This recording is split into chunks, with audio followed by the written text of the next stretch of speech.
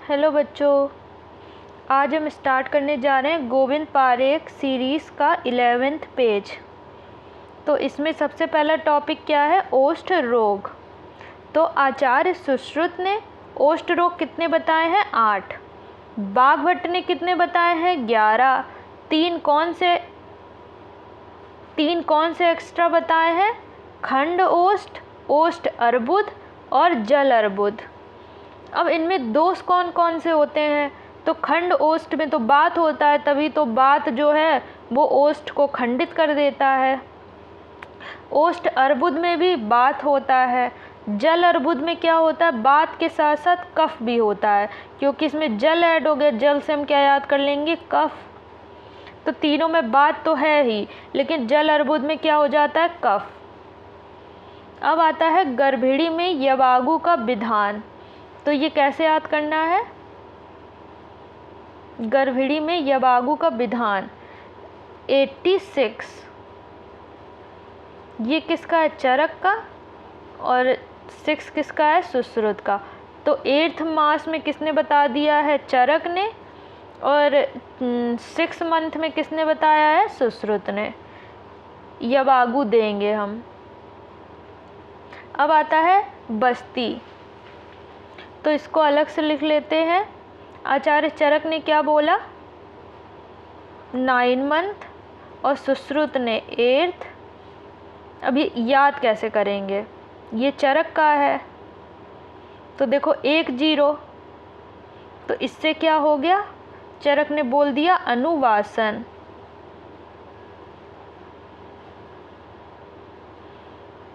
सुश्रुत, इसमें 2 0, 2 अंडे या 2 गोले, तो ये 1 से हो गया अनुवासन, 1 से हो गया आस्थापन। ठीक है। तो चरक ने क्या बोला? 9 मतलब अनुवासन केवल देना है। कब? 9th मंथ में। सुश्रुत ने क्या बोला? 8th मंथ में देना है, अनुवासन भी और आस्थापन भी। अब बात करते हैं बाघभट्ट की। तो बाघभट्ट ने दोनों बोल दिया। क्या क्या बोला है? कि 9 मंथ में हम अनुवासन देंगे और 8th मंथ में हम अनुवासन और आस्थापन दोनों दे देंगे। तो यवागु का क्या कोड था? 86। इसका क्या कोड है? 98। 9 किसने बोला है? चरक ने। केवल अनुवासन, क्योंकि इसमें 1 0 था और नीचे 2 0 है, वो किसने बोला? सुश्रुत ने। तो 1 से हो गया अनुवासन, 1 से हो गया आस्थापन। और बाघभट्ट ने दोनों बोल दिया कि 9th में हम अनुवासन देंगे और 8th में दोनों देंगे। अब आता है प्रसूतागार में स्त्री की संख्या। तो सुश्रुत ने कितनी बताई है? 4। और चरक ने क्या बोला है? कि अनेक स्त्रियां होनी चाहिए। अब आगे आता है विष का वर्णन।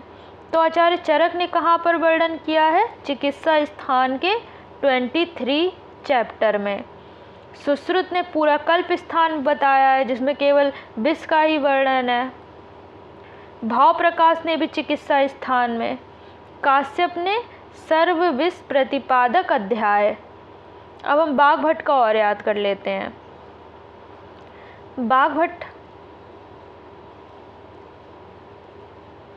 बाघभट्ट ने उत्तर तंत्र में बोला है।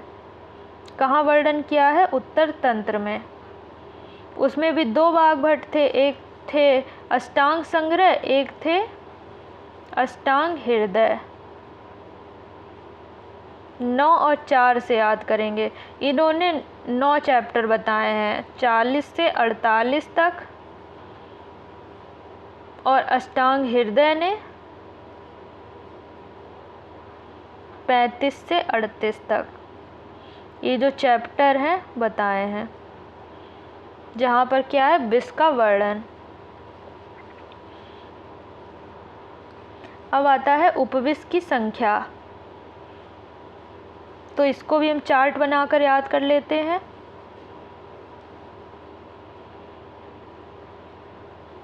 उपविष और विष, इन दोनों की संख्या मैं एक साथ याद करवाती हूँ।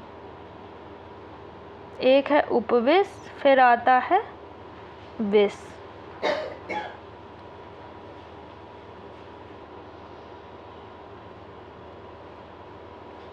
उपविष और विष। तो एक तरफ लिख लो रस, रत्न, समुच्चय, रस तरंगिणी और सारंगधर के अनुसार। 7, 11, 7, ठीक है। 7, 11, 7, 5, 9, 9। ये हो गया उपविश, ये हो गया विष, रस रत्न समुच्चय, रस तरंगिणी और सारंगधर के अनुसार। ये अलग से नोट कर लेना। अब आगे हम लोग पढ़ते हैं स्वर भेद।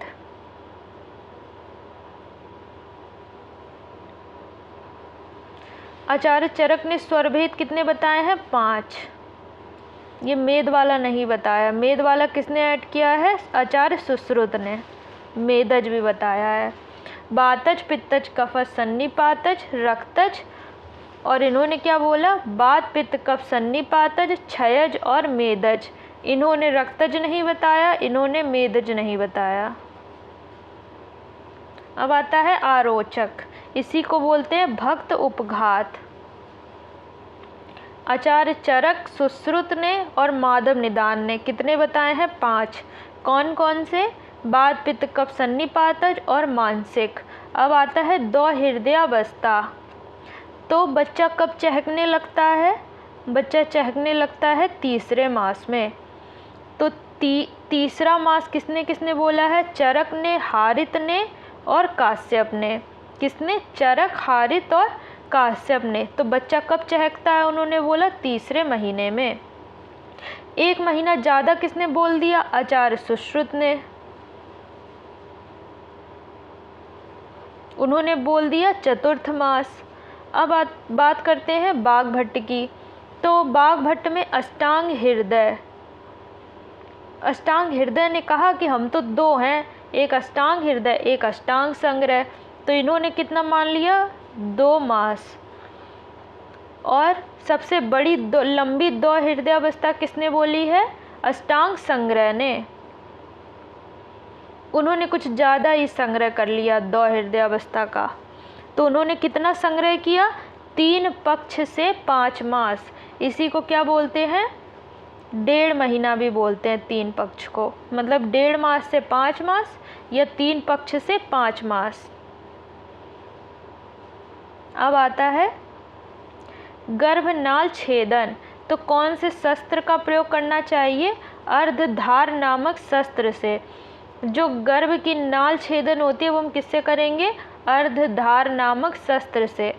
आचार्य चरक और सुश्रुत ने कितना बोला है? 8 अंगुल पर, और बाघभट्ट ने बोला है 4 अंगुल पर। इसे उल्टा याद करना है। अष्टांग ने 8 नहीं बताया है, अष्टांग ने 8 नहीं बताया है।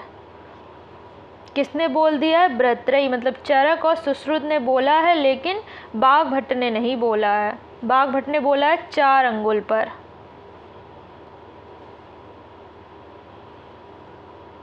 अब आता है अन्नप्राशन का काल। तो बाघभट्ट ने बोला है कि हम 6वें मास में ही अन्न खिलाने लगेंगे, लेकिन काश्यप ने बोला कि नहीं, हम कब खिलाएंगे? 10वें मास में। और काश्यप ने 6ठे मास में क्या बोल दिया? उन्होंने बोला है फलप्राशन, कि 10वें महीने में खाना खिलाएंगे और 6ठे में हम केवल फल खिलाएंगे। फल प्राशन कराने को बोला है। अब आता है कर्ण वेदन का काल। तो सुश्रुत ने बोला है कर्ण वेदन कब करेंगे? 6ठे और 7वें महीने में शुक्ल पक्ष में करेंगे। लेकिन बाघभट्ट ने क्या? 8 को ऐड कर दिया। और कब बोला? जब शिशिर आने वाली होगी, शिशिरागमा। तो अष्टांग, बाघभट्ट को हम अष्टांग भी बोलते हैं। अष्टांग ने क्या ऐड कर दिया है? 8। ठीक है, आ से अष्टांग, आ से 8।